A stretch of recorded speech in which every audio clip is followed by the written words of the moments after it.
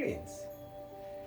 This week in class, we talked about the origin of the Tai Chi movement and how it's from the ground up and from the center out. So it starts with your footwork, the shifting and the turning of the body that creates the movement of the upper body and the arms.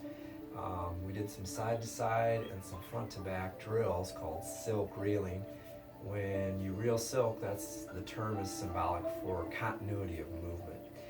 So the side to side drill is basically having your feet a little further apart than shoulder width. You can really use any hand movement, but if you wanted to use one that's more familiar, just the cloud hands movement from the style of Tai Chi in most of the classes. One hand palm forward, one hand palm down. As the hands trade places, you'd shift the weight, and then you'd turn the body to bring the hands across.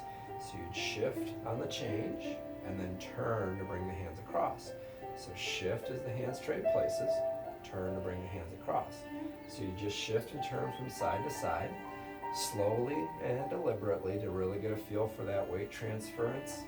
And you really want to make sure you have a wider than normal width stance so that you can actually feel the weight moving from side to side. Now for front to back, it'd be a little bit different stance. You'd want one foot in front of the other.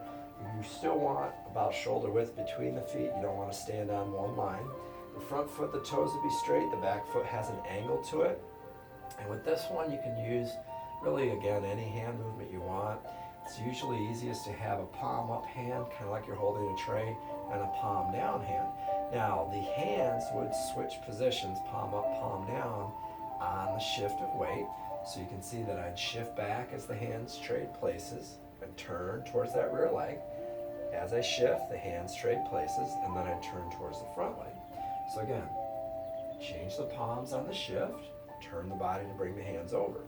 So change the palms on the shift, turn the body to bring the hands over. So you shift, turn, and shift, turn. And you want to, again, do it slowly and deliberately so that you really get a sense of the weight transferring and the body turning to create the movement of the limbs. Now, you'd want to do it on both sides with this front to back. So what you do is you'd settle the weight back, you'd pivot on that front heel, bringing the toes out, because that's going to be your rear leg. So the toes would be angled out on that front foot, and then you'd step through with your rear foot, and that would be the front foot. If you did that, you'd see that it would be something like this, where you're changing, you have the weight back, angle the toes out, and turn, shift that foot, bring that other foot through, and come through again. So I'd change sides. You can also do turns, you can change direction with just pivots and turns. So front to back and side to side, these types of drills really help you get a feel for the shifting and turning of the body and how it creates the movement through the upper body. If you find these videos helpful, you can contribute to support them at patreon.com/edkeo. And as always, more schedule and other information is available on the website, keomartialarts.com. Thanks for watching.